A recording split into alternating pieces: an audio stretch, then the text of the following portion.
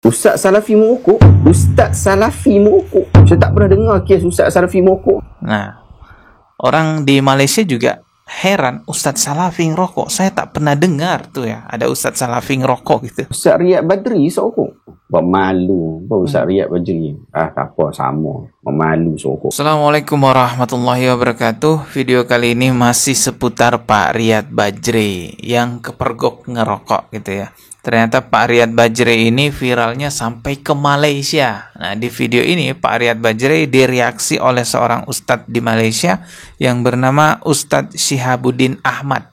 Coba kita lihat ya videonya. Ini di channel YouTube-nya Ustadz Syihabuddin. Ustaz Salafi merokok? Ustaz Salafi merokok? Saya tak pernah dengar kes Ustaz Salafi merokok. Nah, orang di Malaysia juga heran, Ustadz Salafi ngerokok. Saya tak pernah dengar tuh ya, ada Ustadz Salafi ngerokok gitu. Biasa Ustaz Suhajar merokok tu biasa. Sampai kata rokok tu dah jadi macam agama pun ada. Bahwasanya kami bercelana pendek, kami mancing, kami merokok. Iya, itu benar. Itu semua hal yang kami yakini kehalal. Celana pendek, so what? Kami mancing, so what? Kami merokok, so what? So what-nya itu yang bikin malu ya. Adakah menghisap rokok itu haram? Ya, rokok itu haram. Rokok ni haram daripada sudut banyak sudut. Satu sudut daripada sudut kesihatan. Allah Ta'ala la tulku bi'aidikum ila tahlukah. Daripada sudut harta benda, merosakkan menghilangkan harta pada perkara yang tidak sepatutnya. Daripada sudut kesihatan, daripada sudut harta benda, daripada sudut sosial, memberikan peluang, bukan peluang, peluang lah, berikan peluang kepada orang lain untuk sakit. Bukan masalah kesihatan ke diri dia saja, kepada orang lain juga. Dia kata, tak apa, aku isap rokok, tak ada masalah pun. Tetapi awak kena tahu, dengan isap rokok mungkin awak tak ada masalah, tetapi orang lain ada masalah. Mungkin isteri awak ada masalah, mungkin orang yang pergi makan, yang duduk di tempat duduk awak ada masalah, daripada kesan sisa basi. Ya, teman-teman bisa lihat keterangan para dokter ya, ahli kesehatan. Perokok pasif itu sebenarnya lebih berbahaya daripada perokok aktif. Perokok pasif itu lebih jahat daripada perokok aktif ternyata, dampaknya besar.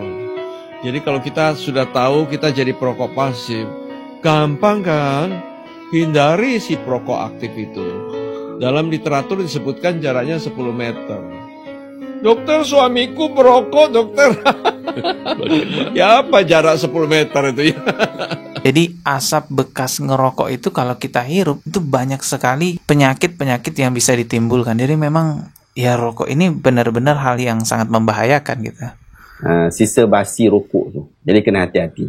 Jadi kesan kepada negara pun ada. Kesan negara untuk nak merawat ke penyakit-penyakit yang mempunyai punca daripada rokok. Memanglah tak ada. Dia kata okey, dia ni masuk ni sebab rokok saya. Tak. Mungkinlah tak ada begitu. Tetapi dia punya jantung rosak. Sebab apa jantung dia rosak? Atas kesan daripada hisap rokok. Dia punya paru-paru bermasalah. Dia punya tubuh badan kulit dia problem. Macam-macam. Hasil daripada rokok. Anak dia cacat disebabkan hisap rokok. Isteri dia mempunyai masalah kesihatan sebab rokok. Perempuan yang hisap rokok, sekarang ramai, perempuan yang hisap rokok juga ada masalah yang sama. Ada buku saya tulis berkaitan tentang benarkah rokok tidak haram. Apa hukum makan McD? Harus. Siapa nak makan, makan. Siapa tak nak makan, sudah. Siapa nak boykot, tak boykot, sudah. Tapi makan McD itu adalah satu yang harus. Bahkan dia adalah makanan yang dihalalkan. Halal, memang cok halal. Kita jangan haramkan satu benda yang Allah Ta'ala dah halalkan. Macam mana pula dengan vape? Tahun 2016 telah dikeluarkan fatwa haram vape oleh negeri Selangor. Fatwa negeri Selangor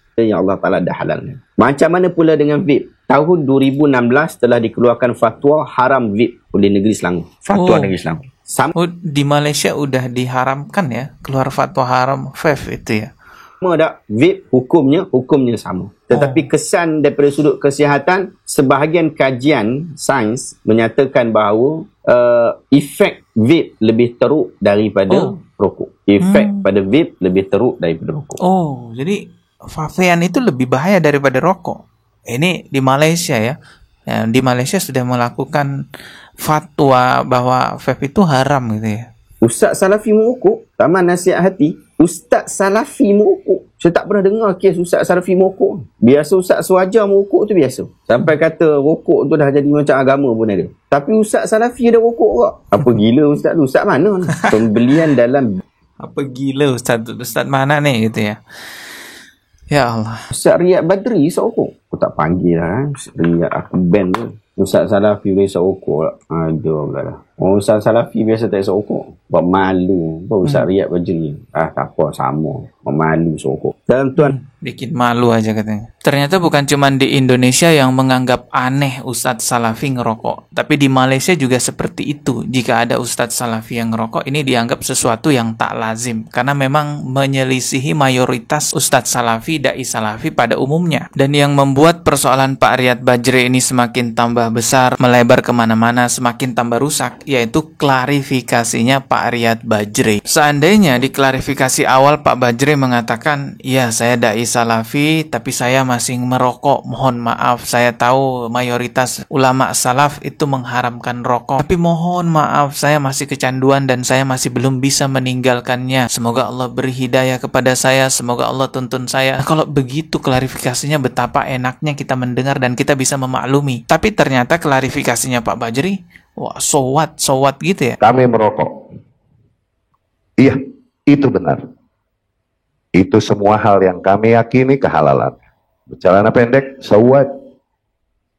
Kami mancing, so what? Kami ngerokok, so what?